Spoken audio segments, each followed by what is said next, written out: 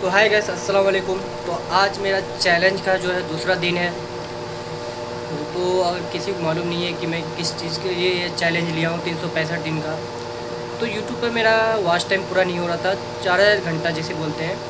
اس کے لیے میں یہ چیلنج لیا ہوں 365 دن کا. اسپیشلی بچے. اسی مسئلے کو حل کرنے کے لیے house of books has launched profit Muhammad series, جس میں آپ صلی اللہ علیہ وسلم کی زندگی کے بارے میں اوتھینٹک سورسز کے ساتھ سارے واقعات لکھے ہیں. And what I like the most about this کہ اس سیریز میں سارے واقعات کو چھوٹے چھوٹے بکس میں ڈیوائیڈ کیا گیا اور ہر بک کے اوپر اس کا اپنا نمبر ہے، تاکہ کوئی بھی اسپیشلی بچے اگر اسے پڑھے تو ایک سیکوینس کے ساتھ آپ صلی اللہ علیہ وسلم کی زندگی کو پراپرلی سمجھ سکیں. House of books profit series, link in the description. دنیا کے سب سے بڑے بادشاہ خلیفہ بننے کے بعد ایک دن حضرت عمر مکہ کے اس علاقے سے گزرے جہاں وہ بچپن میں اونٹ چرایا کرتے تھے، اور فرمایا کہ اللہ کی کیا شان ہے کہ میری زندگی میں ایک وقت ایسا تھا کہ میں یہاں اونٹ چرایا کرتا تھا، اور صرف تھوڑی سی غلطی پر بھی میرا باپ مجھے بہت مارا کرتا تھا، اور آج ایسا دن ہے کہ میرے اور اللہ کے درمیان دنیا میں کوئی بھی نہیں. مطلب اس وقت حضرت عمر رضی اللہ تعالیٰ عنہ دنیا کی سب سے بڑی امپائر کے لیڈر اور دنیا کے سب سے طاقتور انسان بن چکے تھے. ان سے پاورفل کوئی بھی نہیں تھا سوائے اللہ کے. حضرت عمر رضی اللہ تعالیٰ عنہ مکہ میں آپ صلی اللہ علیہ وسلم سے 12 سال بعد پیدا ہوئے، اور جوانی میں بہت ٹال اور مسکولر ہونے کی وجہ سے بہت جلد ہی مکہ کے سب سے طاقتور ریسلر بن گئے. مطلب کہا جاتا ہے کہ جب وہ کسی گروپ میں چل رہے ہوتے تھے تو ایسا لگتا تھا کہ باقی سارے زمین پر چل رہے ہیں اور وہ اونٹ پر بیٹھے ہوئے. مطلب آج کے زمانے میں اگر دیکھا جائے تو آلموسٹ 6 فٹ 6 انچ یا 6 فٹ 7 انچ کی ہائٹ. فار ایگزامپل یہ ہے نریندر مودی، ایوریج ہائٹ، اور ان کے پاس کھڑے یہ ہیں قطر کے امیر تمیم بن حماد. حضرت عمر اور باقی ایوریج لوگوں میں بھی اتنا ہی ہائٹ ڈفرنس ہوتا ہوگا یا پھر اس سے بھی زیادہ.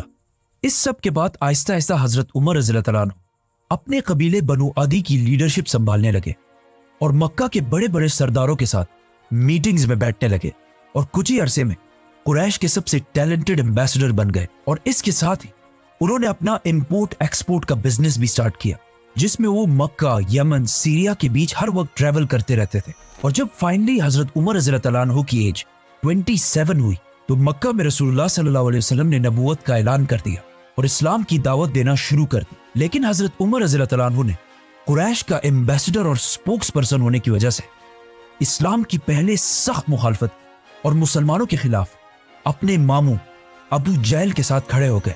اسلام سے پہلے حضرت عمر رضی اللہ تعالیٰ عنہ کی ریپوٹیشن کوئی اتنی اچھی نہیں تھی، کیونکہ وہ بہت سارے اینٹی اسلامک ایکٹیویٹیز میں انوالو رہتے تھے، مطلب شراب اور جوا وغیرہ، اور اسلام سے اتنی نفرت کرتے تھے کہ اپنے ایک غلام کو صرف مسلمان ہونے کی وجہ سے ایک دن انہوں نے اتنا مارا کہ خود اسے مار مار کر تھک گئے. لیکن جیسے جیسے وقت گزرتا گیا آہستہ آہستہ حضرت عمر رضی اللہ تعالیٰ عنہ کی پوزیشن مسلمانوں کے بارے میں تھوڑی بدلنے لگی.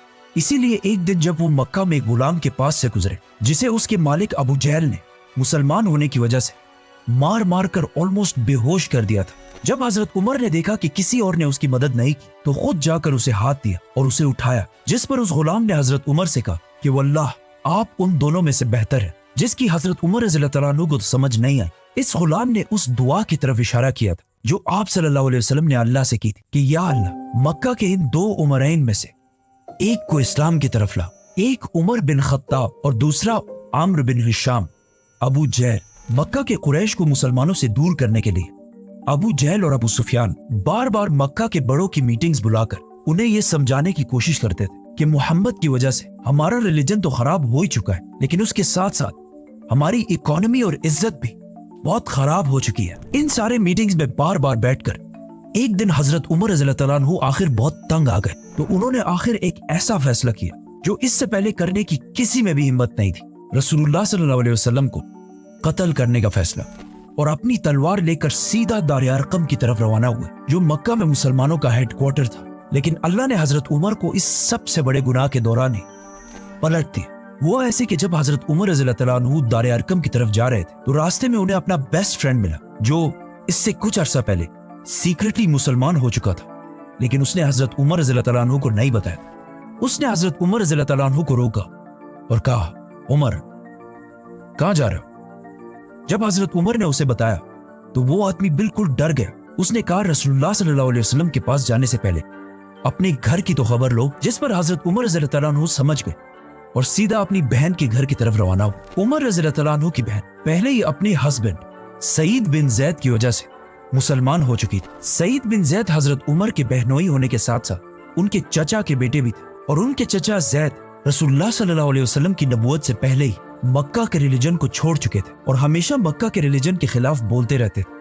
वो कहते थे कि जब हम सबको पता है कि इब्राहिम अलैहिस्सलाम एक खुदा की इबादत करते थे और उनके दूसरे बेटे इसहाक की औलाद बनी इसराइल भी एक ही खुदा की इबादत करते हैं, तो फिर हमने इस्माइल की औलाद ने इतने सारे खुदा कहां से लाए? इसीलिए जब हजरत उमर रज़ी अल्लाह अन्हु के चचा की फैमिली को रसूलुल्लाह सल्लल्लाहु अलैहि वसल्लम के इस्लाम का पता चला तो उन्होंने बहुत तेजी से इस्लाम कबूल कर लिया। हजरत उमर सीधा अंदर गए और जाकर सईद बिन जैद को मारने लगे। उनकी बहन फातिमा ने उन्हें बचाने की कोशिश भी की, लेकिन हजरत उमर ने गुस्से में उन्हें भी मार दिया, जिससे उनका खून बहने लगा।